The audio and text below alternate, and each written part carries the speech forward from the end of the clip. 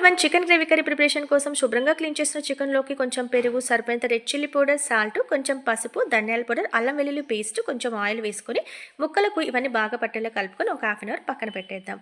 Next కడాయి తీసుకొని oil heat అయ్యాక సన్నగా కట్ చేసినటువంటి ఆనియన్ పీసెస్ని వేసుకొని ఫ్రై అయిన తర్వాత టమాటో పీసెస్ని వేసుకొని కొంచెం సాల్ట్ వేసుకుంటే త్వరగా ఫ్రై అయిపోతాయి.